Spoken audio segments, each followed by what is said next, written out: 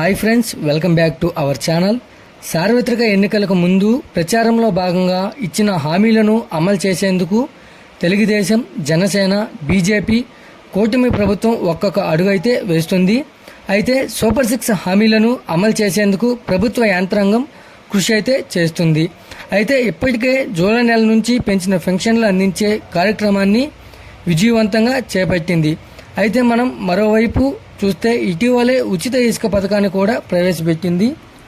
అయితే ఇక చూస్తే ఆంధ్రప్రదేశ్లో కూటమి ప్రభుత్వం గెలిచినప్పటి నుంచి ఆంధ్రప్రదేశ్లోని మహిళలు ఎదురు చూస్తున్న ఉచిత బస్సు ప్రయాణ పథకాన్ని ప్రవేశపెట్టేందుకు ప్రభుత్వం చర్యలు తీసుకుంటుంది. ఈ నేపథ్యంలో ఈ మహిళలకు ఉచిత బస్సు పథకాన్ని అమలు చేసేందుకు దాదాపుగా ముహూర్తం ఖరారు చేసినట్లయితే తెలుస్తుంది. దీనిపై అధికారిక ప్రకటన ఒక్కటే రావాల్సి అయితే ఉంది. అయితే ఆగస్టు 15వ తేదీన స్వాతంత్ర దినోత్సవం సందర్భంగా ఆంధ్రప్రదేశ్లో ఉచిత బస్సు పథకాన్ని ప్రారంభించాలని ముఖ్యమంత్రి నారా చంద్రబాబు నాయుడు గారు అయితే నిర్ణయించినట్లు తెలుస్తుంది.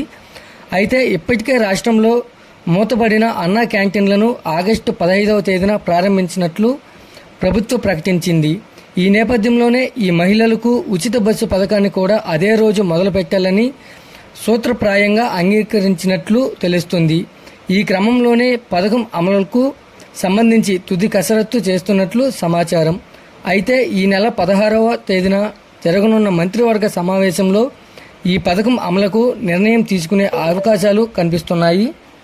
అయితే అన్నీ అనుకూలిస్తే ఆగస్టు 15వ తేదీన ముఖ్యమంత్రి నారా చంద్రబాబు నాయుడు గారు అయితే విశాఖలో ఈ పథకం ప్రారంభించేలా ఏర్పాట్లయితే చేస్తున్నారు. ఇక ఏపీలో ఉచిత బస్సు పథకం అమలుకు సంబంధించి ఇప్పటికే కసరత్తు అయితే కొనసాగుతుంది. పొరుగున ఉన్న తెలంగాణ, కర్ణాటక రాష్ట్రాల్లో అమలవుతున్న ఈ మహిళలకు ఉచిత బస్సు ప్రయాణం పథకాన్ని సంబంధించి ఈ పథకం అమలు తీరుపైన ఆర్టీసీ అధికారుల నుంచి ప్రభుత్వం ఒక నివేదికలు కోరింది.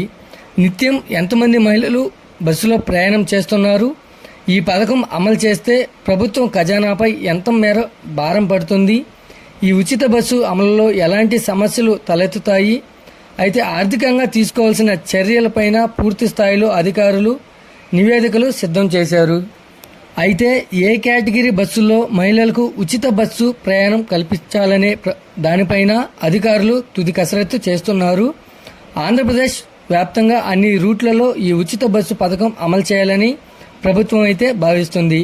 అయితే ఉన్న బస్సులతో ఈ పథకం అమలు చేస్తే సాధారణ ప్రయాణికులు ఇబ్బందులు తప్పవని అధికారులు పేర్కొన్నారు.